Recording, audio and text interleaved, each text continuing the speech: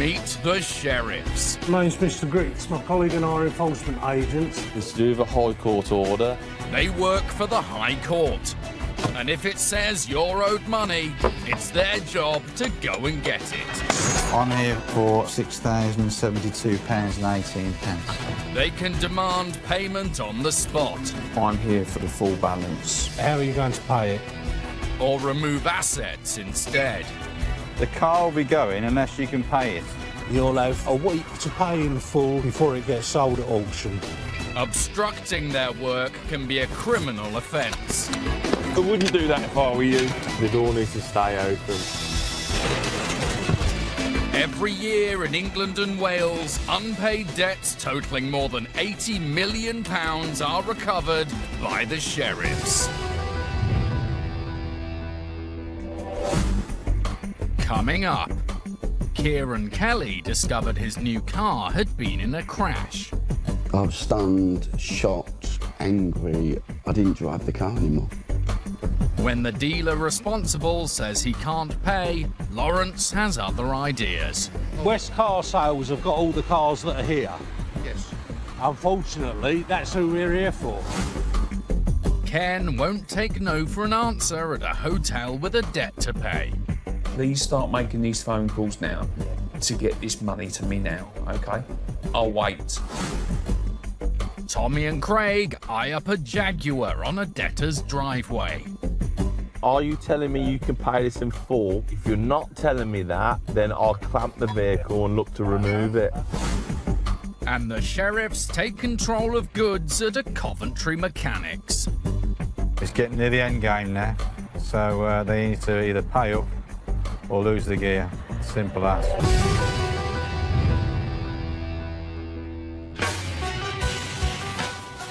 In Kent, enforcement agents Lawrence Griggs and Kev McNally are on the road. They've got a High Court writ to collect a debt owed by a car dealer. Right, today we're in Sittingbourne. We are going to West Car Sales. We are looking for £1,452. I presume the debt is relating to the sale of a second-hand vehicle. The claimant in the case is Kieran Kelly. He first came across West Car Sales when he was looking for a cheap second-hand car and checked out the stock at a few of his local dealers. I saw a car that was appealing to me. It was within my price range. The car was a Renault Megane. It was black. It was a 5-door car. We have 4 grandchildren. So, of course, from time to time, we pick the children up from school. So what we needed was a car that would be able to accommodate both myself and my partner and the grandkids. Kieran went to the dealers and met the salesman there, a Mr. Jeff Lee. He was quite an amenable chap. He's quite friendly. He seemed quite trustworthy. So took the car out on a test drive for about 10 minutes or so and then brought it back. It wasn't great, but at the end of the day, for £850, you know, you're not going to get a great car, but it seemed to be good value for money. Kieran may not have been looking for a top-of-the-range car, but there was one thing he was adamant about. He didn't want anything that had previously been in an accident or written off. I'd had a bad experience with a previous car, so I asked the dealer specifically, was the car that I was buying subject to a write-off? He just quite simply said no. So Kieran bought it and drove it happily for several months, until one day he scraped the front of the car on the curb while parking and was surprised by the amount of damage it caused. The whole front end, i.e. the whole bumper, was detached and it was hanging. When Kieran got home, he called the AA, and when they took a look, they found clues that the car had in fact been in a previous accident after all. They knocked the door and said, look, I think you need to get your logbook. So I came back into my home, got the logbook, and clearly on the logbook it had stated that the car was subject to a write-off. I was stunned, absolutely stunned. stunned, shocked, angry, annoyed. The obvious thing to do was to get in touch with West Car Sales. I rang on 4 or 5 occasions and I couldn't get a response, so I decided to ping him an email to let him know of my concerns and that it had been missold to myself, and therefore I wanted to reject the vehicle and seek a full refund. For some weeks, Kieran chased for a refund, but it wasn't forthcoming. The car, meanwhile, was marooned on the driveway, where it still remains. Having been told that this car was potentially dangerous, I didn't drive the car anymore. I was currently looking for a job, so when I was going for interviews, I was hiring a vehicle. Could I afford it? The answer is no.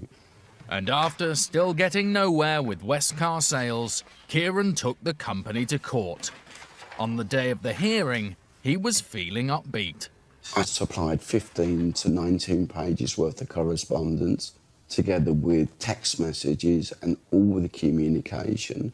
So I was extremely confident of the outcome, no concerns.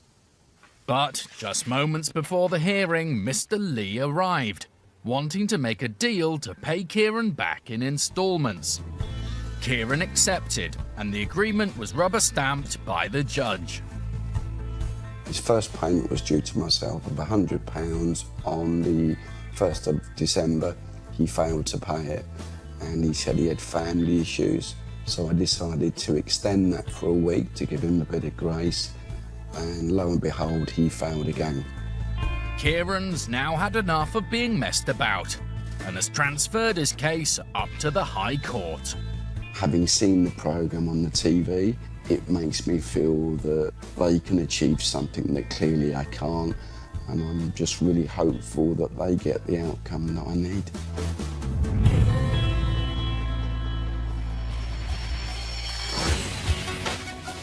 Lawrence and Kev are about to arrive at West Car Sales, and ever the optimist, Kev is hopeful of getting Mr. Kelly's money.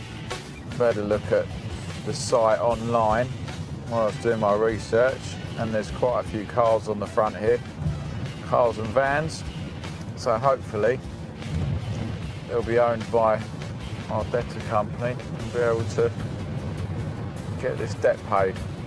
And as they pull into the garage, it seems Kev's research was spot on. There are a lot of vehicles here. Goes a way back, doesn't it? And before they even manage to park, a man pulls up alongside, wanting to know why the sheriffs are here. West Car Sales we're here for. Yeah, Is that you, is it? got it for Kieran Kelly. Yeah. It's you we're dealing with, is it? Yeah, Jeff Lee. Do you want to park yourself up and we'll hop out? It's the man who sold Kieran his car, and it seems he doesn't dispute he owes the money. In fact, he says he wants to pay. I spoke to Kieran Kelly and I said, look, can I pay you £500 at the end of the month? He said to negotiate with you. But The problem obviously it is was your case. you've got assets.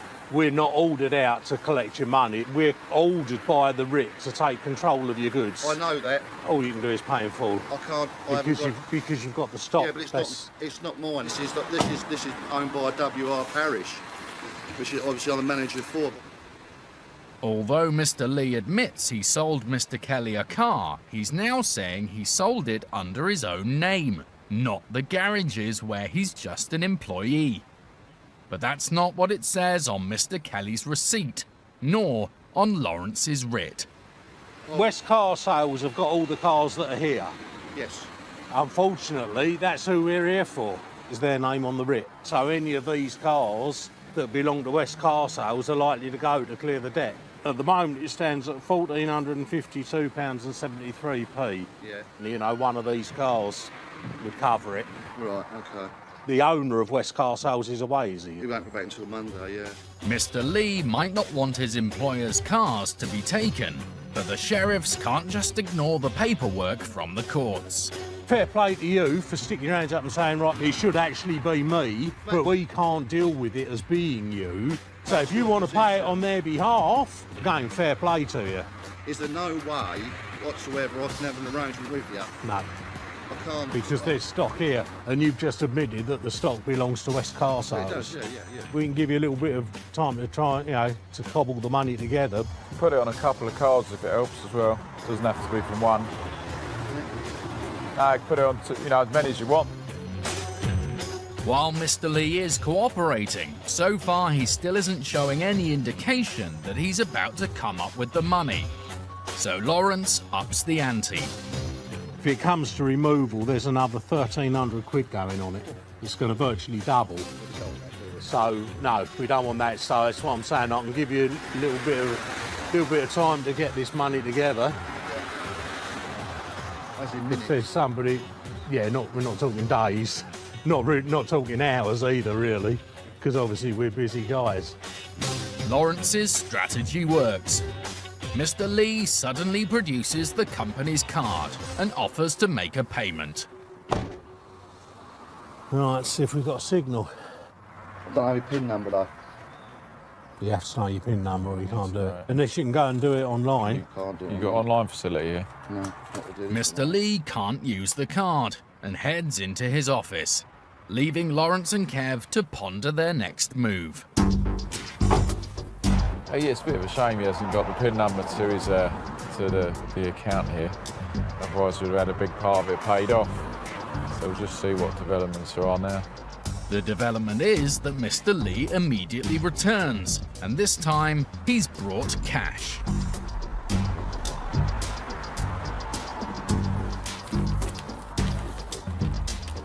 I think he's got the full amount. On the 1,000, yeah? All good? Do you want to hop in the other side and count this, yeah. Kev, while I start writing the receipt? What's there? 1,500.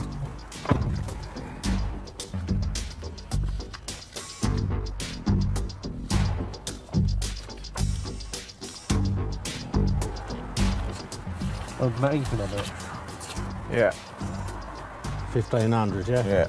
Mr. Lee has settled the balance in full, and he gives his side of the story. Sold a car to a chap, it must have been about 8-9 months ago. Chap had it for 6 months. It had been involved in an accident. I wasn't aware of this. The chap then came back and saw us and obviously gave us the point of view that he wanted a refund, wasn't in a position to do so at the time because obviously we wanted to have the car checked. He didn't allow us to do so, and here we are today. Thank you. We tried to make an arrangement with the guy, but obviously it was unaccepted, so if you've done wrong, you've got to pay for it. That's yours. That went very well, really. He was quite cooperative from the start. He did inform us that it should really have been his debt because it was a car that he had on sale or return, not a car that was owned by West Car Sales. But it's got West Car Sales on it and all the stock there was West Car Sales, happily for us. There was a point where we didn't think he was going to be able to come up with the money because he didn't have the PIN number for the credit card he had, but then he went off and appeared with cash, so happy days, another job done.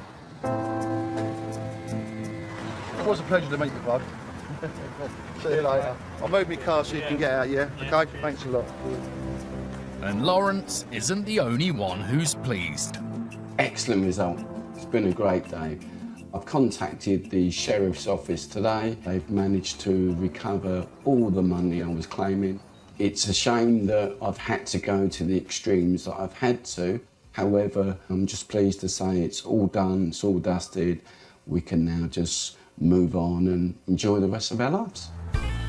There is, however, one aspect of the court order that's yet to be resolved. Part of the judgment was that the car would be collected. To date, it still hasn't been collected, and I'm in a situation now where I'm probably going to have to or go back to the court with a view to getting the removal of the vehicle. So, you know, unfortunately, that part of the story hasn't ended.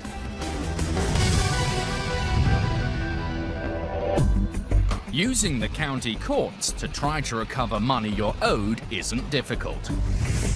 1.5 million money claims are made every year in England and Wales, involving anything from faulty goods or poor workmanship to unpaid invoices. Claims can be filed by post or online for a small fee. Both parties in the case will be asked to submit evidence, and you may have to attend a court hearing. If you're successful, a county court judgment or CCJ will be issued against the debtor. And if they still don't pay, that's when you call the sheriffs. Sheriffs typically enforce over 1,000 writs every year. And while each one is different, enforcement agents often find diplomacy is more effective than simply threatening to remove everything in sight.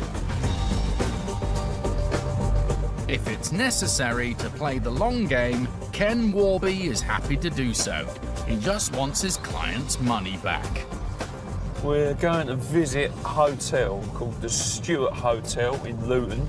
It's a sizable hotel by all accounts.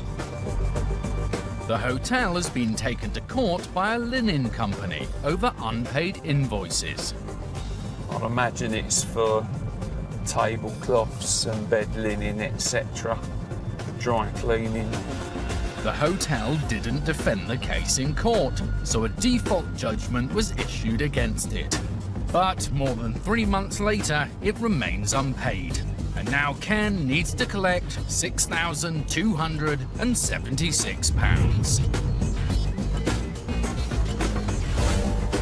From the outside, the hotel does indeed seem sizable, and so looks promising for a payment. I would imagine there's quite a few assets in there. Bar area, wet stock. There's always an office, PC equipment, TVs in each room. So hopefully we'll get somewhere. Ken heads in to tell them those assets are in jeopardy unless they can pay up. Hello, I'd like to speak to the MD, person in charge, if possible. He's not available at the moment. Ah. Expect to come back later on? Not really. Is he in the building? No, he's not. He just left. He would be here in 1 hour time, probably. About an hour? Yeah. Is there any chance you can get him on the phone? It's quite important. The receptionist does just that, and moments later she's back, with the manager on the line. What it's about? You're 2 minutes away. Brilliant. Oh, I'll see you face to face. Thank you. Cheers, sir. With the manager on the way, Ken takes the opportunity to size up the assets on show. And after years in the trade, he knows exactly what he's looking for. Hotel's set out quite nice. Good quality dining furniture. All proper heavy metal, chrome, leather backed. You've got some good equipment down here. It's always nice to see. You've got some assets as soon as you walk in. True to his word, the manager arrives moments later. Hello. And Ken follows him into the office. Right, sir. This is regarding a High Court judgment. Ken is just about to explain his writ, but refreshingly, this time it's not necessary. You know exactly what this is about, do you? Yeah, I do. I'm aware of it. The owners came in, the old owner didn't pay the debt, so we inherited it. The manager says the hotel is under new management, and the debt was incurred by the previous owner. As the debt's in the business's name, it still needs paying, and luckily, the new owners agree. I have spoken to them. The funds are on the way to pay the thing. Wonderful. And they should be here by next week, Wednesday. Oh, I was hoping you wouldn't say that. I was hoping you were going to say, like, right now.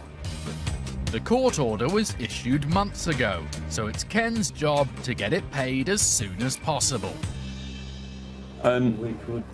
What can you get me now? Nothing. Tomorrow, if you want something, I can arrange it. But today, nothing at all. That's fine. What can you pay tomorrow? About £1,000. You can pay £1,000 tomorrow. Okay. Well, I can have that ready for you around the same time tomorrow. It's a bit of a letdown for Ken. But given that they acknowledge the debt and seem to have a plan for its repayment, he doesn't feel the need to threaten to empty the rooms and force the hotel to close its doors. your total due, including charges, £6,276. Right. What I need to do is I need to list the assets here. Oh, okay. Because you can't pay right now. Right. So what do you have other than what I've seen in the reception area on the ground floor? All the 60 bedrooms. 60 bedrooms. Kitchen area. Kitchen area. There's a kitchen area. When a debtor can't pay, sheriffs have the option of agreeing a repayment plan and taking control of their assets. As this is a sizable debt, Ken's list needs to be long, but luckily there's no shortage of items here. Glass washer, ice machine, bar chiller cabinets. His comprehensive list is also designed to make sure the manager knows he really does mean business. And now I'm just going to do the kitchen, and then I'll do a rough guesstimate as to how much value we've got there before making the decision whether or not to go to the rooms and maybe look for the TV sets. But by the time he's been through the hotel's kitchen, he's already got page after page of assets listed. Satisfied it's enough, he completes the paperwork.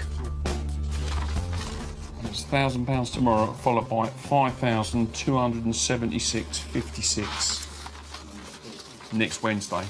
And is on his way. Thanks very much. Talk to you tomorrow. I'm sure you'll get that done. Look forward to it. Cheers. He hasn't been paid, but Ken's happy he's made the right call for now. He was really nice, and it's a lovely hotel. If I was to go in there and start unplugging things, and it would basically shut the place down. So he's promised me £1,000 tomorrow, and the balance is going to be paid in 6 days' time. He's pretty confident of that. I'm confident that he's confident. Everyone's happy. I am for now. Ken's taken the man at his word. But later, he's forced to visit the business for a second time. You have broken the control goods agreement. Yes. So the reason we're here now is for full payment or removal of goods. As black and as white as that.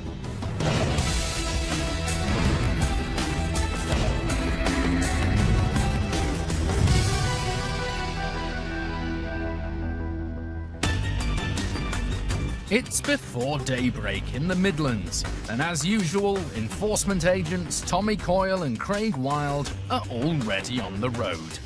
They've got a High Court writ and are preparing to knock on the door of another debtor, this time at a residential property.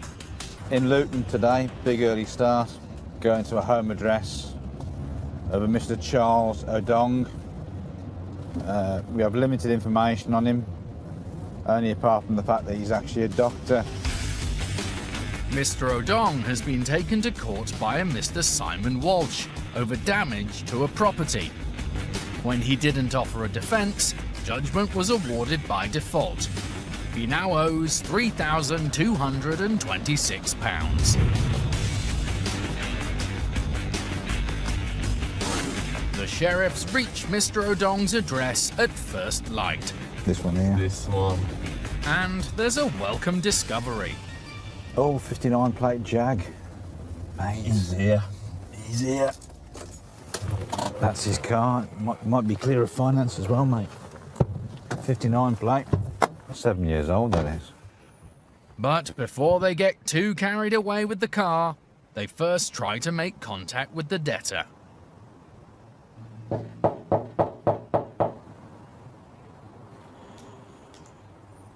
Here we go. Yeah. Their knocking has raised one of the occupants.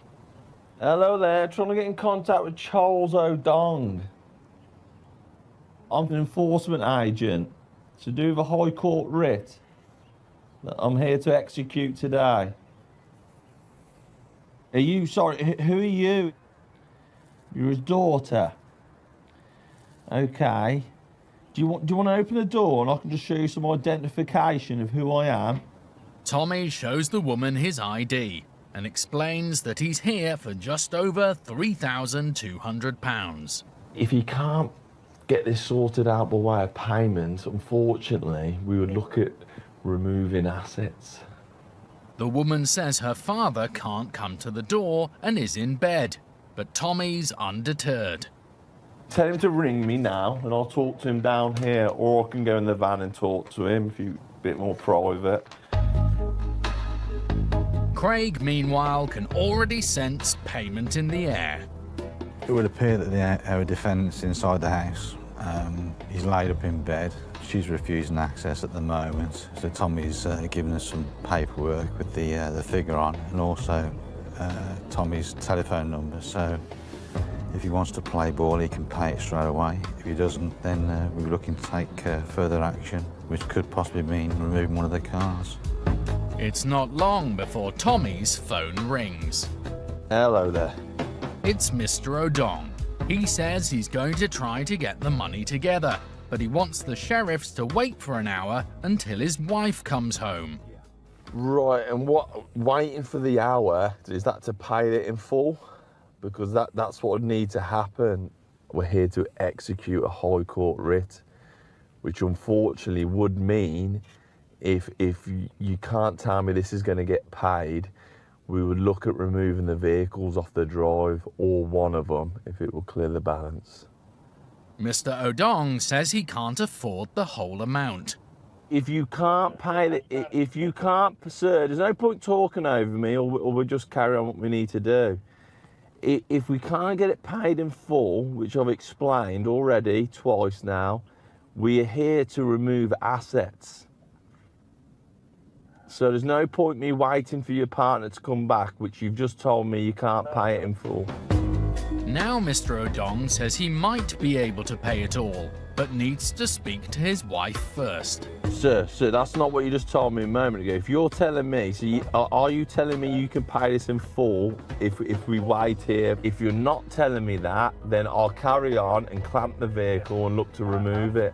Mr. O'Dong isn't sure whether he can raise the money or not. Well, I'm going to clamp your vehicle, sir, unfortunately. Right, let's clamp the car.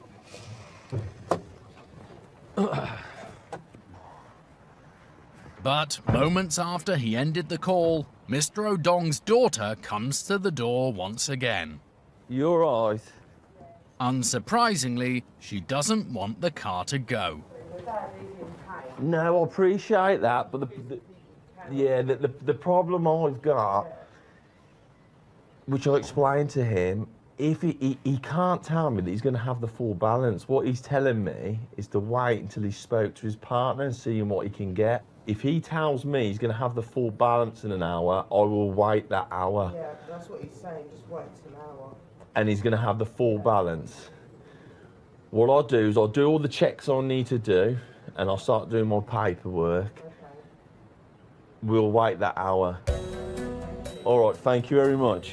Tommy's going to give Mr. O'Dong the benefit of the doubt. She did say they will have the balance. That's all I was trying to get from him. I don't mind waiting an hour if they're telling me they're going to pay it in full. But while they're going to hold off on calling a removal truck for the time being, that doesn't mean they won't secure their prize asset. Tommy gets the jaw out. Let's see if I can get it on this back one. The back one, thank Tom.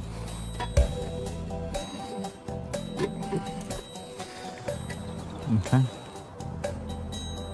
While they wait it out in the van, Craig decides to call the office for an HPI check on the Jag. That will hopefully confirm it's not on finance, and so can be taken if needs be. Fingers crossed. It's what every enforcement agent wants to hear. Clear of finance. Hi, Lawrence. Lawrence, can you do a HPI for me, please? What's the reg? Alpha Juliet 59. Should come up as a Jaguar XF. It does indeed. God blimey. It's on finance. It's an insurance write-off. But presumably he paid to have it fixed themselves. It's the worst news possible. Not only is the Jaguar on a finance arrangement, it's also been in an accident so serious that an insurance company wrote it off before it was repaired and put back on the road. It's an unexpected blow for the sheriffs. Our main lever is now gone. So, I mean, at the moment, they're still apparently getting the money. So, we'll wait till the time, and it's just down to use our other tactics. And unfortunately, this one ain't gonna work, so we'll evaluate the situation in 15 minutes' time and play it by ear. But half an hour later, there's no sign of Mum. Tommy knocks on the door. You alright? No problem. The rough time, you know. She's in the car driving, so she will be here. We'll wait a bit longer. Alright, thank you. Another 10 minutes passes and a car pulls up. That's her, isn't it? You reckon? That's a nice Toyota. Yeah. But Mrs. O'Dong doesn't hang around to speak to the sheriffs and heads inside. While they wait for her to decide if she's ready to engage with them, Craig spots an opportunity. Which one's the clamp one? That one. He's now got his eye on the Toyota Mrs. O'Dong pulled up in. Can you do a HPI for me, please? Though hopefully it won't come to that.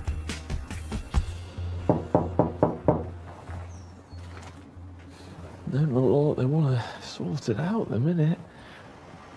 But Mrs. O'Dong does soon appear behind the door, and Tommy's pretty sure she wants to pay.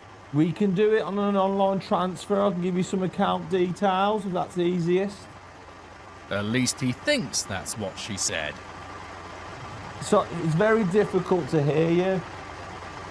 Hang on, there's a lorry out here. I can't hear what you're saying. It's very difficult to hear you through the door, so... Sorry? Part of our job, just conversing with people through locked doors.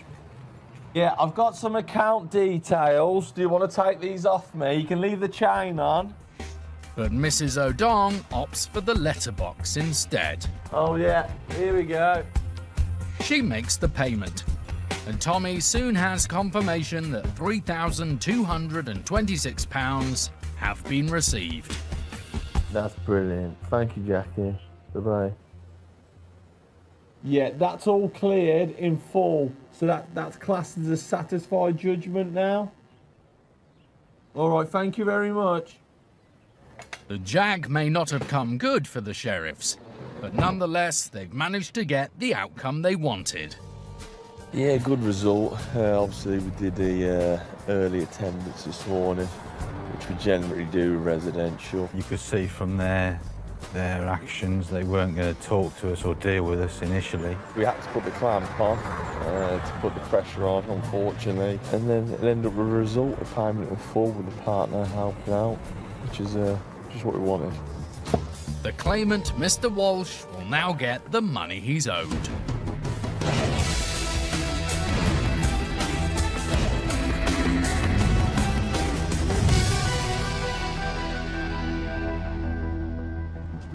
When debtors can't pay on the spot... I'm assuming that you haven't got £5,000. Oh dear. The sheriffs won't always remove assets to get your money. Goods go for about a fifth of their true value at auction, and it's often better to agree to a payment plan. If you can come up with half of it today... Do you reckon you can do 200 a week? They'll make a list of assets. Ice machine, bar chiller cabinets, Television, PlayStation. And a controlled goods agreement is signed, making it an offence for anyone else to remove them.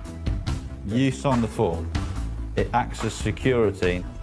The sheriffs will only return to take the goods if the debtor fails to make payments. I've signed him up to £1,000 a month. Providing you stick to that, you won't hear from us again.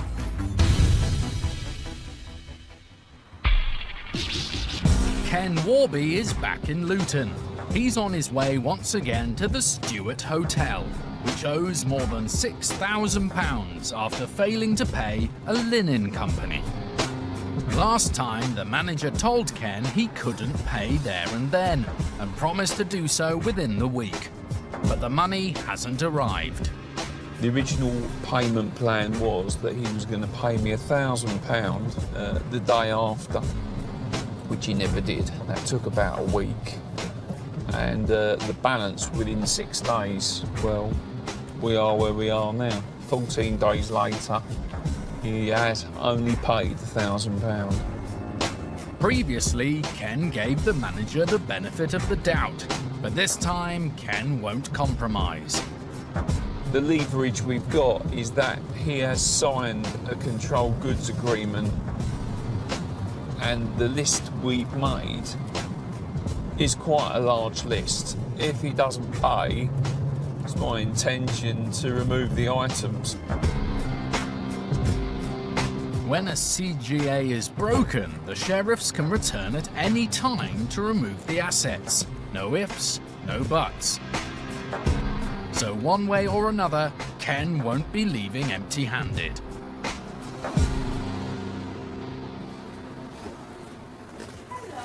Hello again.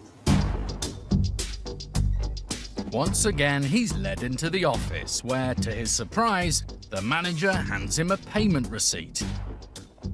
Oh, this is a receipt you've got for online payment. Yes. You made yesterday. Yes. The date is For £1,000, right. Problem is, when you originally signed that controlled goods agreement, yes. it was you that said to me straight away, I'll have the money in 6 days, and £1,000 to be paid the following day. That £1,000 took nearly a week to come to our office. Okay, you paid that late to begin with. This was agreed 14 days ago. Yes. So you have broken the controlled goods agreement. Yes. So the reason we're here now is for full payment or removal of goods. As black and as white as that. And that's not the only bad news for the manager. The problem you've also got is that because I'm here now to remove goods, it's gone up. So with the £2,000 you've already paid, the amount you owe now is £5,901 and 9p. High court costs, very expensive. But the manager says he doesn't have £5,000 and hands his phone over to Ken. Let me stop you there. Who am I talking to?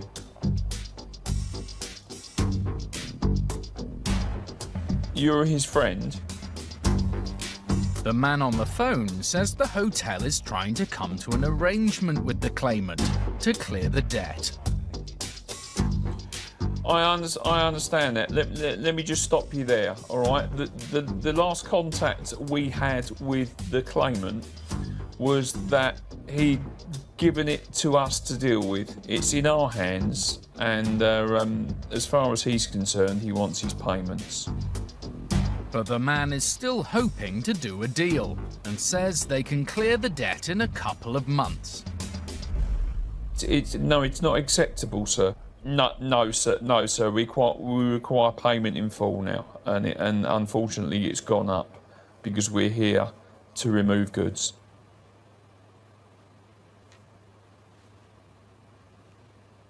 Yeah, it's gone up to the tune of £5,901, and it will go up a further £300 should a van turn up here to remove goods.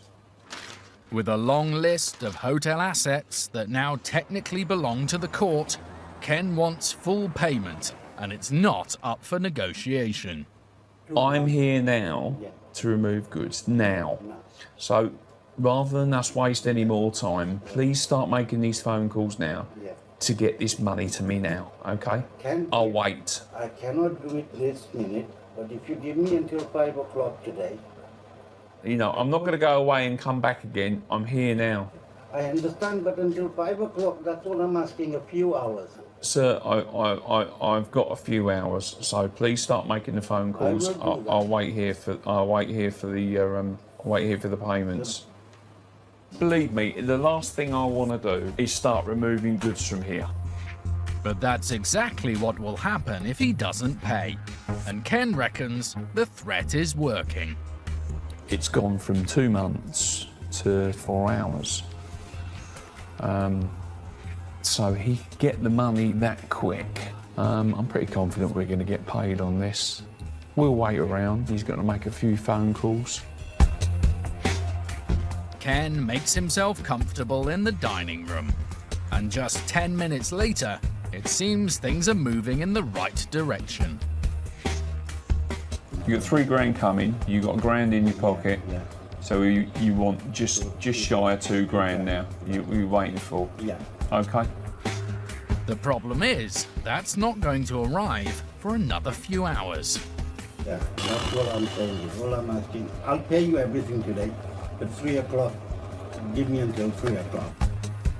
Ken's heard this man's promises before and is understandably wary. But it does seem like the threat of imminent removal of goods has sunk in, and his efforts to secure the money are becoming more urgent.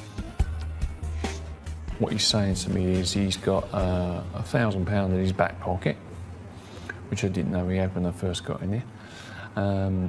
He's also contacted someone that is just about to transfer £3,000 into his account, so in effect he's got around about 4.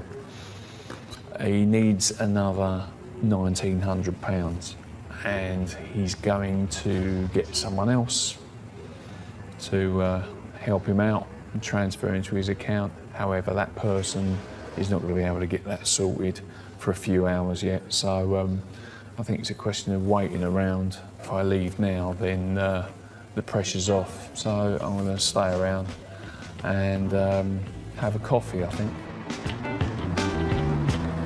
But in the end, Ken doesn't even get a chance to enjoy a cappuccino. A few minutes later, the manager calls him back into the office once more to tell him he's raised the full amount. That didn't take long, did it? Thank you very much. When he arrived this morning, it didn't look like the hotel was going to be able to come up with the money today. But Ken's tough stance has been rewarded, and he's leaving with payment in full. It's gone from £2,000 tomorrow and the balance in a couple of months to immediate payment on a debit card. I thought I'd get paid. I didn't quite think I'd get paid as quick as that.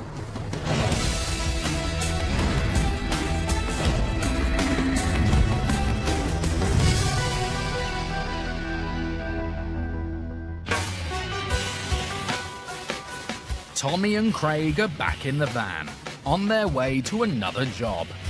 This time they're looking for a car garage with a substantial debt to pay. So we're in Coventry today. Bit dark and gloomy, especially for Mr. Harjinder Singh. On the writ is Mr. Singh, trading as Crossroad Garage. A parts supplier went to court over unpaid bills. The case wasn't defended and a default judgment was made. The debt is now £12,007. The sheriffs are on their way to an address which they're assuming is the debtor's place of work. We've got a unit number, so it's obviously a commercial premises, so hopefully there'll be some assets there for us to look at and hopefully secure.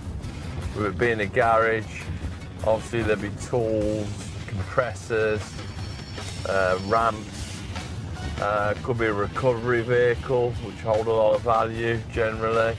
So we'll be looking for all this. It's just here, mate. Oh, there it is, Crossroad Garage. The sheriffs pull in and survey the site.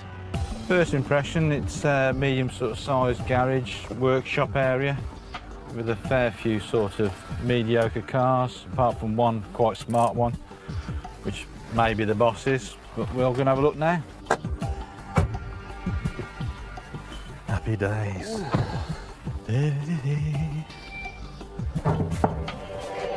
No one in there. Must be in there, mate. There you go. You're right. Harjinder Singh. Just on the shop. It'll be literally a couple of minutes if you want to. We can wait. Moments later, Mr. Singh arrives. Good morning, gentlemen. Hello, sir. Is it Harjinder Singh? That's me, yes. Enforcement agents from the sheriff's office. Come on in. Do you want to have a conversation? I'll explain everything, sir. Mr. Singh doesn't want our cameraman in his office, so we step outside while Tommy and Craig explain that they're here to collect £12,000 the court says Mr. Singh owes. But he's not in the mood to reach into his pocket. He says he doesn't owe any money, and after 15 minutes trying to set him straight, the sheriffs aren't getting anywhere. He's got an unusual sort of take on this. He claims not to know anything about the liability. We've explained to him we've got two names on the order, Crossroads Garage and him personally trading as. He then explains that he runs the business, but he's merely an employee. We told him to get the owner of the business on the phone, which just happens to be his wife. He's made no effort to contact her. He's also explained that he can't pay. Going to start listing the stuff down with a view to removing the items, which we've fully explained to him at further cost. So hopefully this will provoke him into getting the money together. But it soon becomes abundantly clear that Mr. Singh isn't going to back down in a hurry. Even the sight of Tommy and Craig listing garage equipment for potential removal isn't prompting him to change his stance. After nearly an hour since the sheriffs first arrived, they're in much the same position. He needs to get the wife on the phone, but he's singing the same tune. Nothing to do with him. He's just the manager of the business, and it's all in his wife's name, and she should deal with it. Yeah, it's a bit of a cat and mouse at the moment. I want to look to move the van back up now, obviously escalating this, so he knows it is happening. While Tommy swings the van into position, ready to receive some of the assets, Mr. Singh comes out to tell us to get off the property. Leave from here as well, okay. Inside the garage, the sheriffs continue to list the goods which he says don't belong to him. But in the meantime, Craig thinks he might have come up with another source of assets and another potential lever to demand payment. He thinks the car lot next door might be part of the same business. He reckons he hasn't got any cars for sale, but I've looked in the office and done a bit of a search in there, and I found some car keys which could relate to the actual vehicles behind the fence here, so he could actually in fact be doing car sales. The car lot seems to be branded as Crossroad Car Sales, which is a different trading name. But the telephone number is the same one as the garage. Craig goes back to speak to Mr. Singh, and when he returns, it seems they might be getting somewhere. Mr. Singh has finally called his wife. The initial conversation was him and his wife talking. Tommy wanted to speak to the wife directly to make sure that she's fully aware of the situation. But eventually, when Tommy did speak to the wife, she said that she wasn't going to pay it. She was just going to come down here and have the row. Clearly that's not what we want. So he's had another chat with his wife, who now says she's going to come down and pay it. Craig, meanwhile, has made a phone call of his own. Cheers, mate. Take care. Bye-bye. At the moment, we've been in contact with the office. They're organising the removal, the contractors to come down here. We're waiting on their phone call. But in the meantime, if she turns up and wants to pay it, then we'll also look at doing that. But time is of the essence now. It's getting near the end game now. So they need to either pay up or lose the gear. Simple as.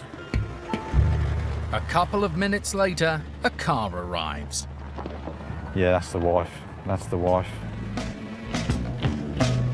And it seems she has indeed come with the money. She pays £12,000, settling the debt in full.